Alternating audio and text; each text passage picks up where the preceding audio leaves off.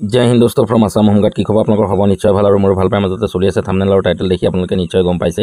বৰ্তমানলৈকে কেন্দ্ৰীয় চৰকাৰে হওক বা অসম চৰকাৰে হওক আমাৰ গৃহৰক্ষীজনৰ কোনো ভাল ধৰণৰ খা খবৰ অহা নাই সেই কাৰণে মই মোৰ চেনেলটো মই আপডেট দিয়া নাই বহুতে ভাবি আছে চাগে নতুন কিবা আপডেট আহিব তো আহিলে মই নিশ্চয় আপোনালোকক মোৰ চেনেলৰ জৰিয়তে মই আপডেটবোৰ দিয়ে থাকো আৰু মই ভাবিলো যে আমাৰ ফেসবুক পেজতো গৃহৰক্ষীজনৰ বহুত কেইটাই গ্ৰুপ আছে আৰু গ্ৰুপত আমাৰ প্ৰত্যেকজন গৃহৰক্ষী জোৱানী সদায় নিজৰ চাকৰিটোৰ নিয়মীয়াকৰণৰ কাৰণে চৰকাৰৰ বিভিন্ন ধৰণৰ বক্তব্য প্ৰদান কৰি আহিছে আৰু শ্বেয়াৰো কৰি আহিছে আজি মই ভাবিলো যে ময়ো সেই গ্ৰুপৰ থ্ৰুৰেদি আমাৰ গৃহৰক্ষীজনসকলে নিজৰ সমস্যাক লৈ চৰকাৰক কিমানখিনি পদক্ষেপ গ্ৰহণ কৰিবৰ কাৰণে সদায় শ্বেয়াৰ কৰি আছে সেইখিনি মই আপোনালোকৰ মাজত অলপ শ্বেয়াৰ কৰি দিম বুলি ভাবিলো আপোনালোকে ভিডিওটো যিমান পাৰে শ্বেয়াৰ কৰিব আপোনালোকৰ বন্ধুবৰ্গৰ মাজত আৰু চেনেলটোলৈ যদি নতুনকৈ আহিছে তেনে চেনেলটো সাবস্ক্ৰাইব কৰি ল'ব এইজন চাওক দীপক দাস আমাৰ হয়তো গৃহৰক্ষীজনে হ'ব কোন হয় মই নাজানো তেখেতে লিখিছে কিছু হোমগাৰ্ডৰ কথা তথা চৰকাৰৰ অৱহেলাক লৈ আমাৰ ভাৰতত হোমগাৰ্ড সংস্কাৰৰ প্ৰয়োজন কিয় ভাল প্ৰশ্ন এটা কৰিছে আইন শৃংখলা বজাই ৰখা আইন প্ৰয়োগকাৰী সংস্থাক সহায় কৰা আৰু জনসাধাৰণৰ সুৰক্ষা নিশ্চিত কৰাত গৃহৰক্ষীসকলে গুৰুত্বপূৰ্ণ ভূমিকা পালন কৰে কিন্তু নিষ্ঠাবান সেৱা আগবঢ়োৱাৰ পিছতো ভাৰতত হোমগাৰ্ডে চাকৰি নিৰাপত্তা নিৰ্দিষ্ট দৰমহা আৰু উপযুক্ত সুবিধা নাপায় একদম সুন্দৰ প্ৰশ্ন কৰিছে আৰু সেইখিনি আচলতে আমি পোৱাও নাই হোমগাৰ্ড চৰকাৰী চাকৰি নে স্বেচ্ছাসেৱী সেৱা যদি চৰকাৰে লিখিত পৰীক্ষা শাৰীৰিক পৰীক্ষা আৰু চিকিৎসা পৰীক্ষাৰ দৰে বাছনি প্ৰক্ৰিয়াৰ জৰিয়তে মানুহক নিযুক্তি দিয়ে গতিকে ইয়াক নিয়মীয়া চৰকাৰী চাকৰি বুলি গণ্য কৰা হয় ইয়াৰ দ্বাৰা নিৰ্দিষ্ট দৰমহা সুবিধা আৰু চাকৰিৰ সুৰক্ষা নিশ্চিত কৰা হয় যেটো বিএছএফ সিআৰপিএফ সিআইএছএফ আইটিবিপি ৰাজ্যিক আৰক্ষী আৰু বিআৰ আনুষ্ঠানিকভাৱে নিযুক্তিপ্ৰাপ্ত হোমগাৰ্ডত দেখা যায় কিন্তু যেতিয়া কোনো সংগঠিত নিযুক্তি প্ৰক্ৰিয়া বা স্থায়ী নিয়োগ অবিহনে সেৱা আগবঢ়োৱা হয় তেতিয়া ইয়াক স্বেচ্ছামূলক সেৱা হিচাপে গণ্য কৰা হয় ইয়াৰ পিছতো হোমগাৰ্ডে গুৰুত্বপূৰ্ণ সেৱা আগবঢ়ায় আৰু হাজাৰ হাজাৰ ভাৰতীয় যুৱক তেওঁলোকৰ উপাৰ্জনৰ ওপৰত নিৰ্ভৰশীল অসমান দৰমহাৰ তুলনা এজন ব্যক্তিগত চালকে প্ৰতিমাহে 2,20,000 পৰা 25,000 উপাৰ্জন কৰে আনহাতে তেওঁৰ কাম কেৱল গাড়ী চলোৱাত সীমাবদ্ধ সৰি তেওঁ এটো টাইপিংত ভুল হৈছে এজন ব্যক্তিগত চালকে প্ৰতিমাহে 20,000 পৰা 25,000 উপাৰ্জন কৰে আনহাতে তেওঁৰ কাম কেৱল গাড়ী চলোৱাত সীমাবদ্ধ ঘৰুৱা কাম কাজ সম্ভালি এজন ঘৰুৱা শ্ৰমিকে প্ৰতিমাহে 15 পৰা 25,000 উপাৰ্জন কৰে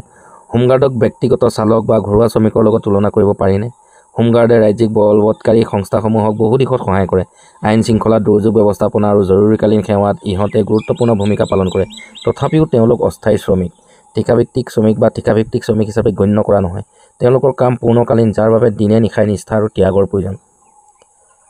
একদম 100% ৰাইট কৈছে তেখেতে আৰু সংস্কাৰৰ প্ৰয়োজন কিয় যেতিয়া ৰাজ্যিক আৰক্ষী আইআৰবি আৰু অন্যান্য বাহিনীক নতুন নিযুক্তি প্ৰক্ৰিয়া কৰা হয় তেতিয়া হোমগাৰ্ডৰ বাবে কিয় কৰা নহয় গৃহৰক্ষী বাহিনীক আধুনিকৰণ কৰক তেওঁলোকক উত্তম সঁজুলি আৰু প্ৰশিক্ষণ দিয়ক আইন শৃংখলা বজাই ৰখা আৰু ভাৰতৰ সীমা সুৰক্ষাৰ ক্ষেত্ৰত সক্ৰিয় শক্তি হিচাপে ফলপ্ৰসূভাৱে ব্যৱহাৰ কৰক ভাল কথা কৈছে আৰু দৰমহা বৃদ্ধি আৰু চাকৰি নিৰাপত্তাৰ প্ৰয়োজন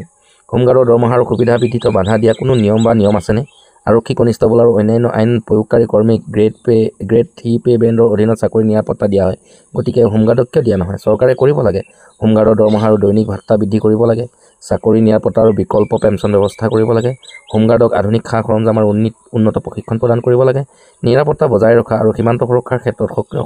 শক্তি হিচাপে তেওঁলোকক ফলপ্ৰসূভাৱে ব্যৱহাৰ কৰিব লাগে 78 বছৰ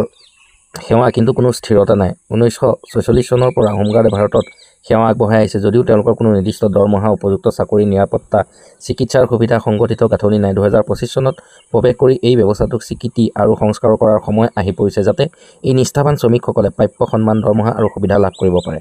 চৰকাৰে হোমগাৰ্ডৰ ত্যাগ স্বীকাৰ কৰি তেওঁলোকক কৰ্ম পৰিস্থিতি আৰু দৰমহা উন্নত কৰাৰ বাবে সুনিৰ্দিষ্ট পদক্ষেপ গ্ৰহণ কৰক বহুত ভাল কথা লিখিছে আৰু ইয়াৰ মাজত গোটেইখিনি কথাই আমাৰ মিল পৰিছে আমাৰ গৃহৰক্ষীজনসকলৰ বৰ্তমানৰ সমস্যা বহুতেই বেয়া আগৰ পৰাও বেয়া আৰু ভৱিষ্যতেও কি হ'ব নহ'ব নাজানো কিন্তু আমাৰ সেই দীপক দাসে এই কথাখিনি ইমান সুন্দৰকৈ লিখাৰ বাবে মই তেখেতক ধন্যবাদ জনাইছোঁ আপোনালোকেও ফেচবুকত গৈ আসাম হোমগাৰ্ড ভলৰটান ডিমা হাছাও ডিষ্ট্ৰিক্ট এই পেজটোত গৈ আপোনালোকেও শ্বেয়াৰ কৰক আৰু আপোনালোকেও যিমান পাৰে নিজৰ চাকৰি নিয়মীয়াকৰণৰ কাৰণে যিখিনি আপোনালোকৰ মনত আশা আছে সেইখিনি আপোনালোকে চৰকাৰৰ আগত ব্যক্ত কৰক শ্বেয়াৰ কৰক এদিন নহয় এদিন চৰকাৰৰ কাণত পৰিব যেহেতু আজিকালি ছ'চিয়েল মিডিয়াৰ যোগেদিয়ে আমাৰ গৃহৰক্ষী জোৱানৰ সমস্যাবোৰ চৰকাৰৰ কেন্দ্ৰীয় চৰকাৰ হওক চাহে অসম চৰকাৰ হওক তেখেতলোকলৈ আমি পঠিয়াব লাগিব ছ'চিয়েল মিডিয়াৰ যোগেদিয়ে তো সিমানখিনি মই সেই ভিডিঅ'টো লৈ আপোনালোকৰ মাজলৈ আহিলোঁ যদি ভিডিঅ'টো ভাল লাগে লাইক কমেণ্ট ছাবস্ক্ৰাইব কৰি আপোনালোকৰ বন্ধুবৰ্গৰ মাজত শ্বেয়াৰ কৰি দিব তো আজিলৈ জয় হিন্দ জয় ভাৰত